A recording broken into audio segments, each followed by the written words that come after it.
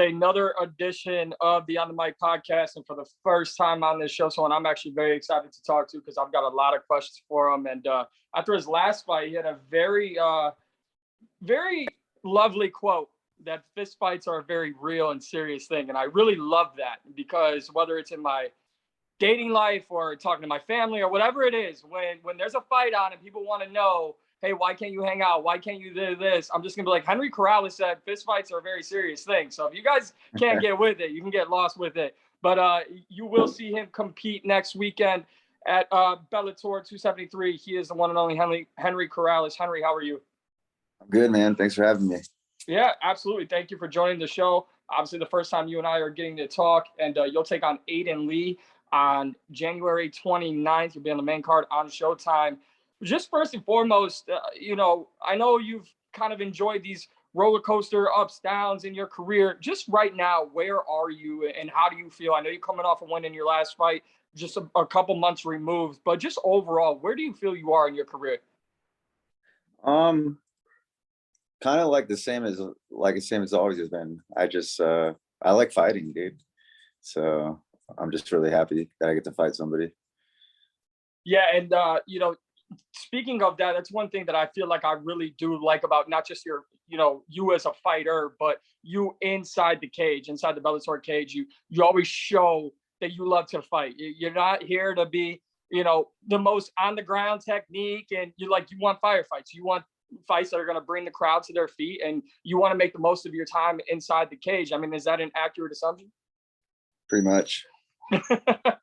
What is it about that when you're in a fight that makes you so excited, or that draws that out of you to say, listen, I know I could win a fight this way, but I want a highlight performance fight. I want the crowd on their feet. What brings that out of you? It just comes really natural. Like I don't mean to do it. I just show up, and that's just how I fight. Now, at Bellator 273, I know you're looking to just stack wins here now at this point in your career. You're taking on Aiden Lee. How do you feel about him going into this fight? Do you know much about him? How do you feel about your opponent here? Yeah, he's a tall, lanky guy. He's like 6-footer for a featherweight. And that's pretty much it about him. And just been kind of really self-centered and focused on how I'm going to impose my will. Well, you are a part of an incredible gym down there in Arizona, and it's back-to-back events for you. And I know you've been there for quite some time. And you mentioned in your last fight, having to and wanting to bring the crowd to their feet, which you did. What does it mean to you to fight in Arizona? I know it's not your birthplace, but it's home away from home for you. And what is it like being in the arena there, right there in Arizona?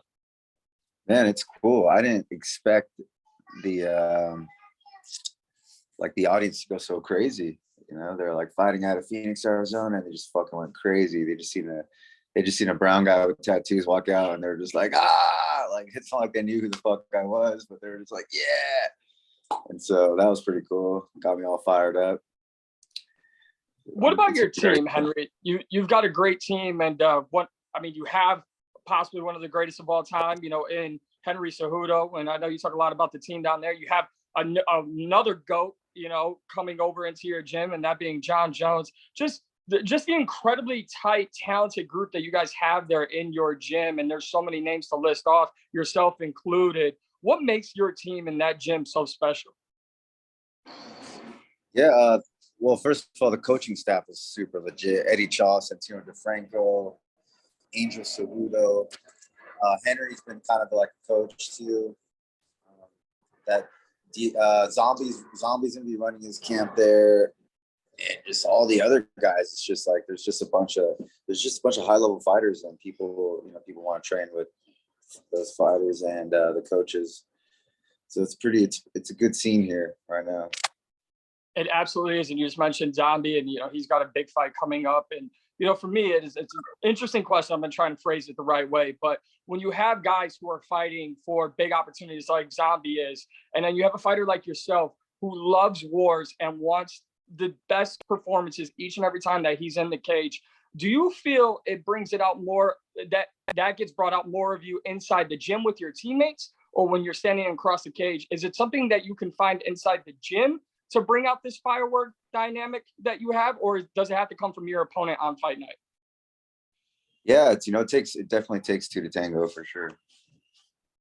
Well, I'm definitely, very excited to see you out there fighting next weekend at Bellator 273. And just Bellator business has kind of been booming lately. It's back on Showtime. We got ranking panel. We got all this kind of set in place.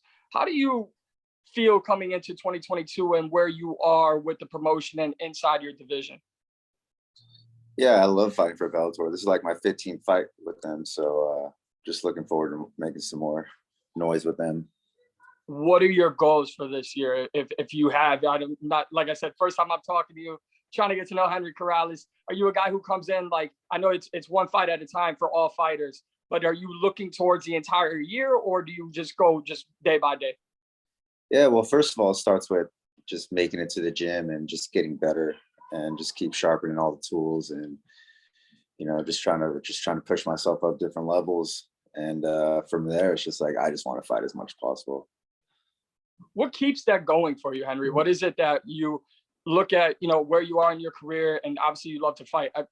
Anyone who has had the success that you have had in your career, it would be easy to see why you love to fight. But what is it that does wake you up every day, that does get you to go to the gym and gets you in these incredible fights that you've been in throughout your career?